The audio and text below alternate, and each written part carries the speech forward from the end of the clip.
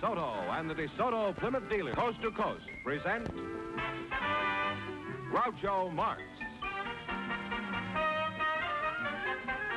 in You Bet Your Life.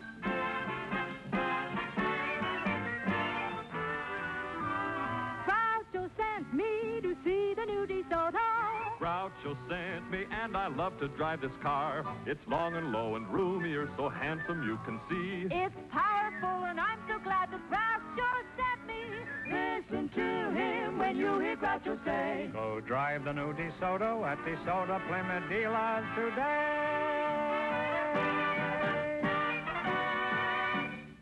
And now, here he is, the one, the only... I thought he went out with the old year. Oh, that's me.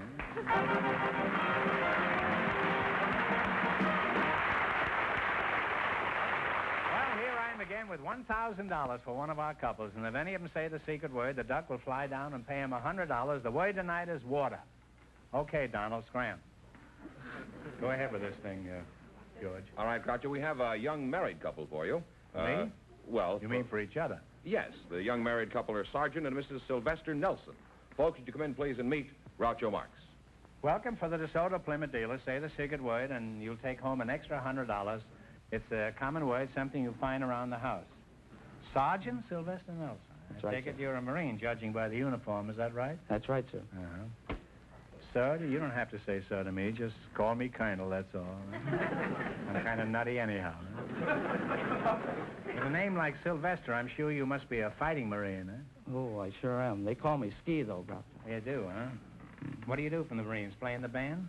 No, I'm a staff sergeant of machine gun platoon. Machine gun? In that case, sir, you can call me Groucho, huh? Now, Mrs. Nelson, that's you, huh? What is your first name? My first name is Colette. Colette, oh, French, eh? Parlez-vous français? Oui, oui. Oh. By the way, est-ce que vous avez vu de jolies filles à Paris pendant votre tour? I can. I'm going fishing in the morning. Whereabouts in France do you call home, Colette? Well, I was born in Angoulême, but brought up in You were Bordeaux. born where? Angoulême. Angoulême? Oui. Oui. No, I mean just you. I don't know where he's born. I'll ask him later. Well, Colette, now that you're in America, what do you think of us and our ways? Did you find us confusing when you first came here? Oh, oui, sometimes. But I think my worst experience was on a train ride from New York to Wisconsin, Green Bay, Wisconsin. Where'd you go, to Green Bay? Oui. I was expecting my first baby, and I was traveling with Fifi, Who's Fifi? my French poodle. Wasn't Fifi a comfort to you on the train? Poor little thing, no, she was pregnant too.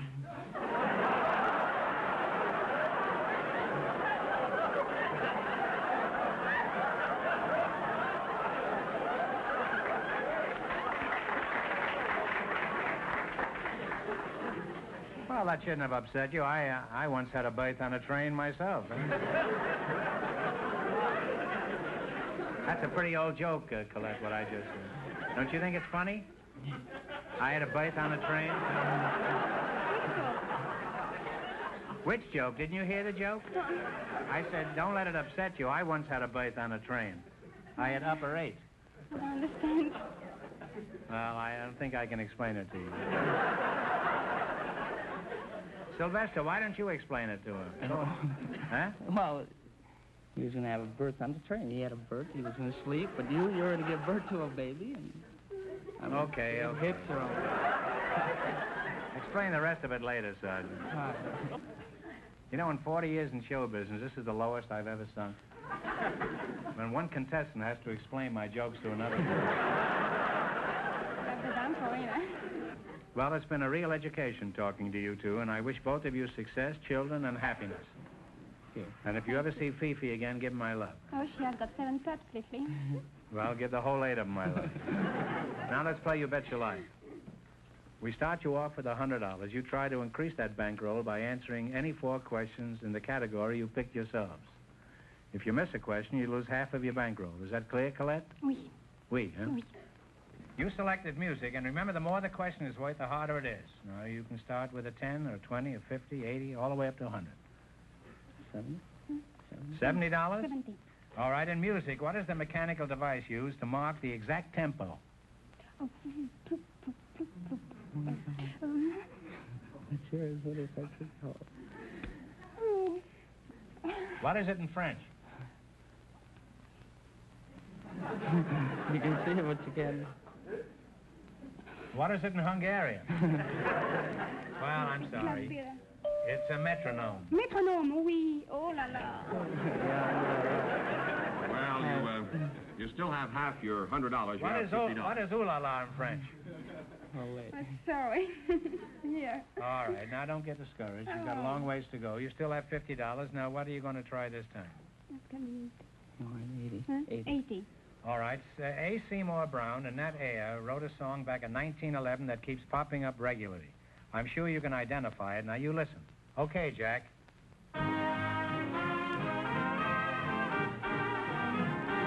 Beautiful doll? Oh, you beautiful doll is right. That is right. Absolutely. Oh, yes. Oh, hi. You now have $130. Now, what do you want to try? How many francs? 90. According to the folk song, who wore sardine boxes minus topses in place of shoes? Oh, la la. Oh, that's a hard one. According to the folk song, this is an old American song, and this is one of the lines in it. Who wore sardine boxes minus topses in place of shoes? Do you know, George? Yes, I think I do. Tell it to him. Clementine? My darling Clementine, that's right. You win $50, George. But unfortunately, you lost half your $130. You now have $65. All right, now here's your last chance to beat the other couples, and don't be discouraged. Here we go, Mom. Try You 100. want this one, too? 100? That's the hard one. All right. There we go. Huh? The bigger the money, the harder the question, you know. Well, we're not- I don't want to alarm you. 100. Go ahead. 100. What was the first name of the great Austrian composer, Mozart? What was his first name? Oh, I should know it. I know I should know that. I'm stuck. Well, it's a ridiculous name. It's Wolfgang. Oh, I would have never guessed it. No. If you'd have thought of Errol Flynn, you'd have guessed it. Now, I'm Well, sorry. you wind up with $32.50. Thanks and good luck from the DeSoto Plymouth dealers. Sorry you didn't win more.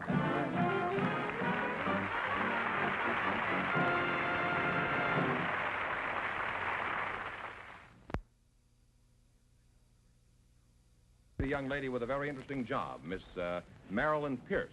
Her partner is a special guest, one of the best-known names in the world of golf, Mr. Jim Ferrier. Folks, would you come in, please, and meet Groucho Marx. Welcome to You Bet Your Life. Say the secret word and divide $100. It's a common word, something you find around the house. Jim Ferrier, eh? Put it there, Jim. Glad to meet you. I'll get around to you in a minute, Jim. You practice your backswing, and I'll practice my approach. Let's see, you're Marilyn Pierce? Where's your home originally, Marilyn? Newport, Rhode Island. Newport. Oh, that's a pretty swanky place. I was thrown out of a hotel there once. Did you have a job back in Newport? No, not Newport. I moved to Boston at an early age. Oh, Boston, And I was a model there. A model? Mm-hmm. Well, are you still a model? No, not anymore. I found that it wasn't intellectually stimulating. Well, some of my best friends are models. You could still be a model and have intellectual satisfaction. You could be a cover girl for the National Geographic. Well, it wasn't much of a challenge. What sort of work do you do now, Marilyn? I'm a dog trainer. A dog trainer? Yes. And that gives you intellectual satisfaction? Oh, yes. Why is that? When a dog digs up a bone, does he tell you it comes from a dinosaur or something? No, but breaking the language barrier between a dog and a human being is really an accomplishment. Yes, it certainly is. After all, some human I beings... find it much simpler to kick them. Just four-legged dogs, are those the only ones you concentrate on? Yes. What about an old cocker spaniel? You wouldn't be...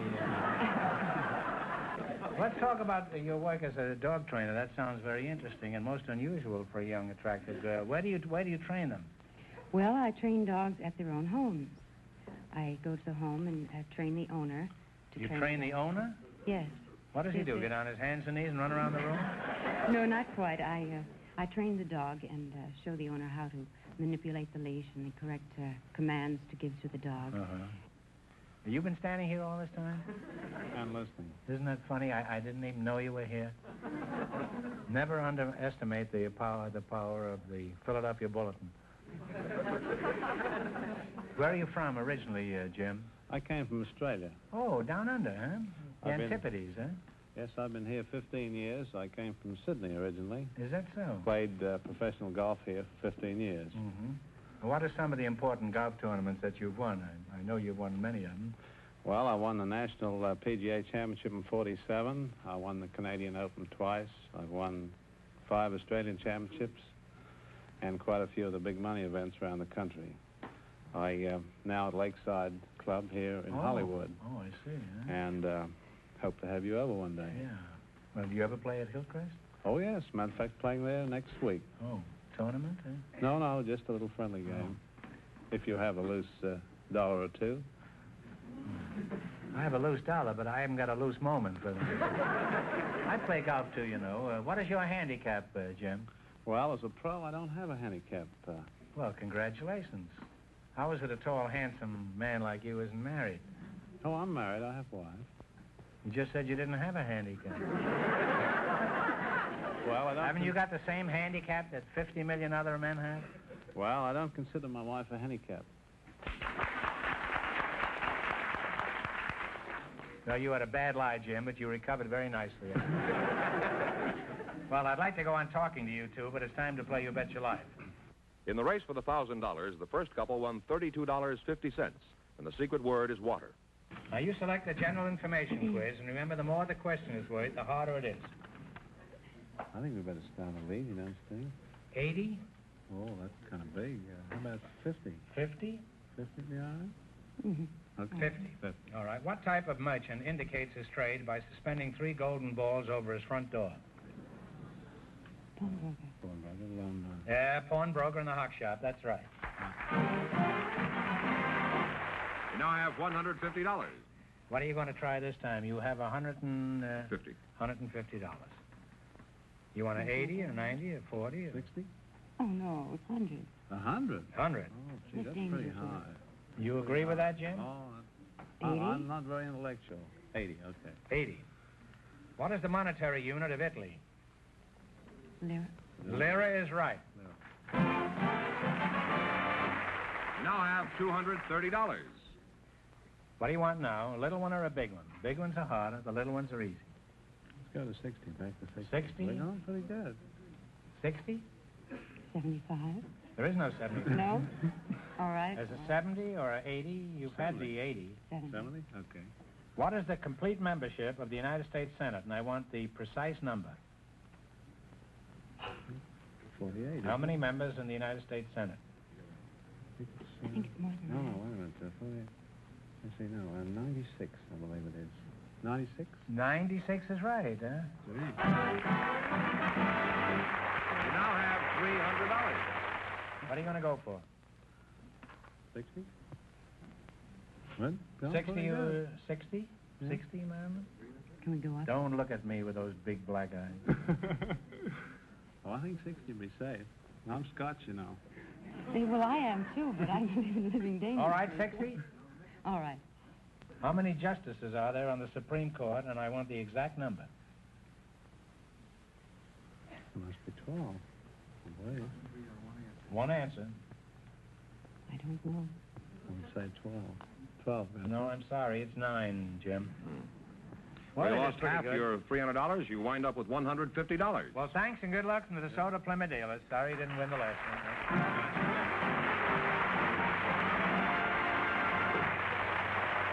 Groucho, we invited some school teachers to the show tonight, and just before we went on the air, our studio audience selected Mrs. Evelyn Sorrells.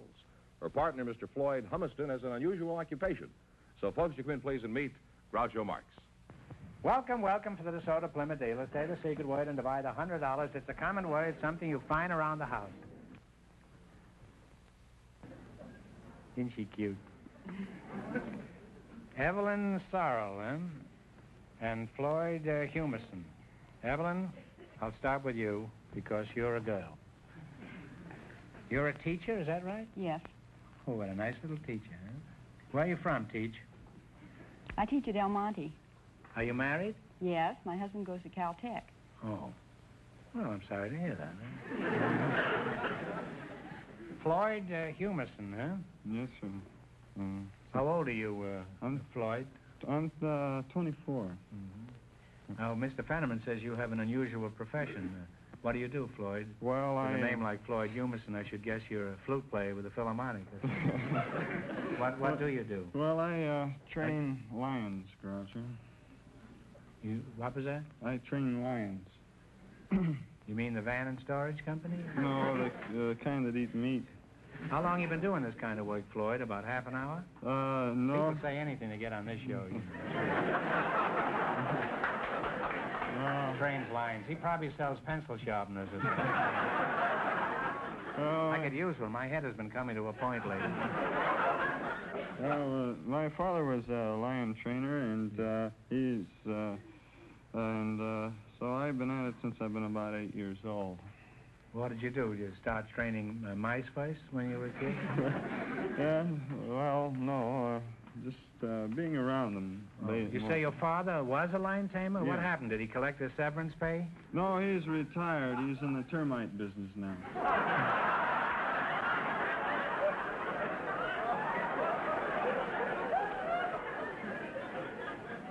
Termites. He must cut quite a picture crawling under a house with a whip, a chair, and a loaded revolver.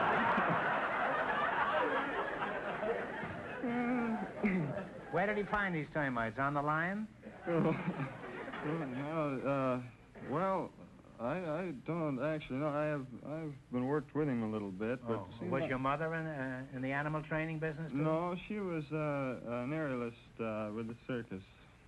Flying in the air? Yes. Mm-hmm. Well, that sounds like a typical American family, doesn't it? He trains lions, his father chases termites, and his mother swings in the air. That's what you call the ideal American home. Must be very restful around there around dinner time.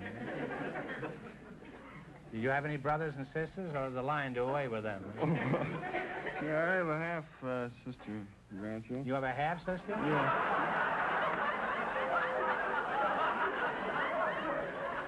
You mean you keep the lion in the house? I used to, yeah. Well, a half a sister's better than none, I guess. Which half you got, do you remember? Well, Floyd, Floyd, you chew on a hunk of raw meat for a minute while I engage this beautiful teacher here in repartee. How old are you, Evelyn? 24. 24. How long have you been teaching school? I'm starting on my second year. Really? Huh? Well, aren't the children distracted when you walk in the schoolroom? No, I teach girls. Oh. What do you teach these girls? I teach homemaking. Homemaking. What's that, carpentry and things like that? No, among other things, it's cooking and sewing. Oh, you mean you're the one who teaches these modern girls how to cook, eh? You're a worse menace than Smog. Floyd, let's get back to your lions. Do you own any yourself? Yes, I do, Groucho. I have a lion named Fearless Fagin. Fearless Fosdick? No, Fearless Fagin. Where's Fearless Fagin now? Well, he's at home. I see. Is he pretty friendly around the house? Oh, yes, he's very friendly. He lives in the house, and he used to sleep in bed with me. What happened? No, my wife didn't like it.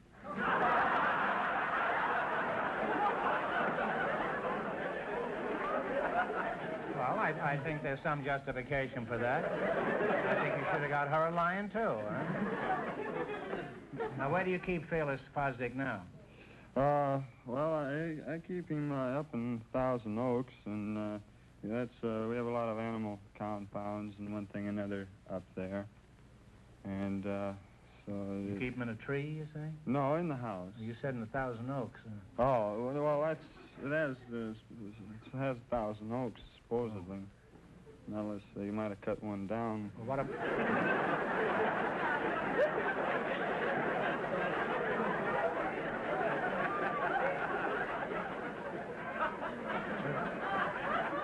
Is that anything like 29 pounds? Well, I guess about the same, yeah. Well, how do your neighbors feel about this?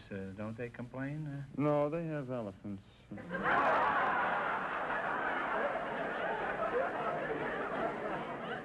Well, that I can understand. Having an elephant in the house is logical, but having a lion, that's ridiculous. Yeah. You must live a rather interesting life, Floyd, with a lion in the house. What do people say when they ring the doorbell and the lion answers?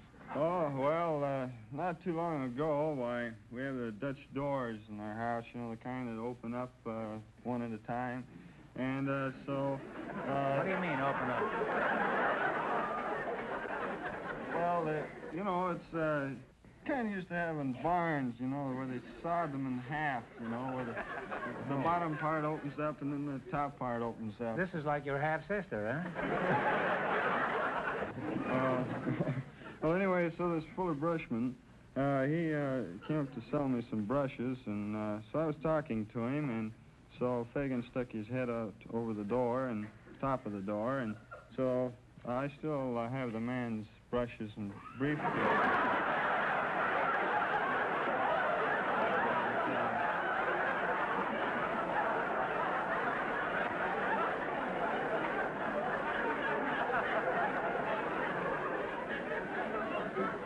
Well, you think this brush salesman thought the lion was your wife? Isn't your wife afraid of Fagan? Oh, no, she's not afraid of me or Fagan or anybody else. I guess you have your wife pretty well trained by this time, huh? Oh, no. Women are the hardest things in the world to train. They have the cunning of a tiger and the stupidity of a lion, and well... No, let it go. You know what I mean. Let it go. You're not going home tonight anyway. Well, I hate to break this conversation off. It's been very educational and extremely interesting. Okay. However, it is time to play You Bet Your Life. In the race for the $1,000, the second couple is leading with $150. Now, you selected the animal kingdom, and remember, the more the question is worth, the harder it is. Now, what do you want to start with? 10, 50, 60, all the way up to 100? 80. $80. What do you call a young or nestling pigeon? Let's say, I ate some on toast one time. I hope they agreed with you. Squab. Squab is right, yeah. yes. You have $180. Now, what are you going to go for? 90. 90. What kind of an animal is a Flemish giant? Flemish giant. That's a fowl, if I'm not mistaken. Flemish giant. Let's see. Guess. If you don't know. Well, I'm sorry, it's a rabbit. Oh. Yeah, well, that's a shame. You lost half your $180. You have $90. All right, now what are you going to go for? 70. 70. What do you call the rodents that live in colonies on our American plains? They have a bark resembling that of a dog. That is your, a prairie dog. That's right, a prairie dog is right. You now have $160. And here's your last chance to beat the other couples. What are you going to go for? 60. What? 60? 60. What are teals, golden eyes, and canvasbacks? Eels, gold eye, and they're ducks. That's right, ducks is right. And you wind up with $220. Thanks, and good luck to the DeSoto Plymouth dealers. Thank you.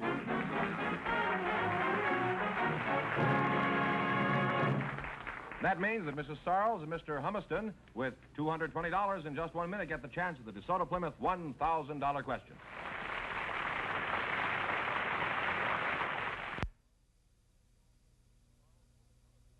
Mrs. Sarles and Mr. Humiston all set for the DeSoto Plymouth $1,000 question. All right, here we go Thank for $1,000. I'll give you 15 seconds to decide on a single answer between you. Think carefully, and please no help from the audience.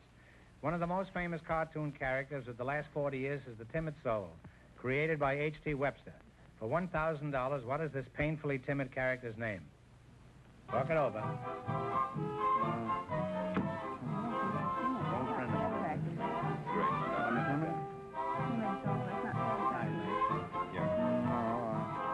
I don't think it's been going 40 years.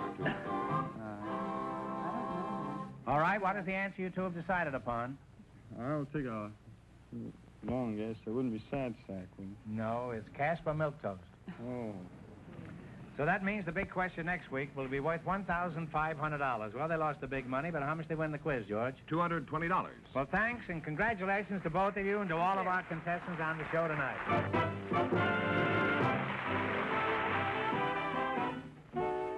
Friends, go in to see your DeSoto Plymouth dealer tomorrow. And when you do, tell him Groucho sent you.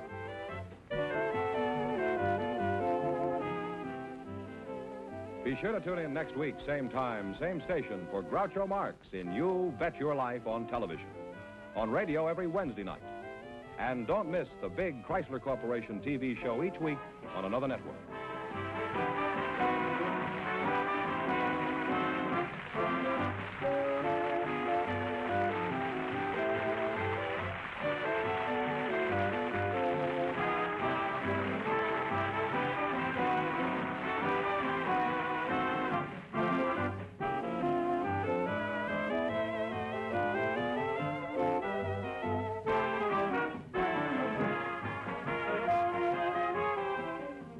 This is George Fenneman signing off with a message from the National Safety Council.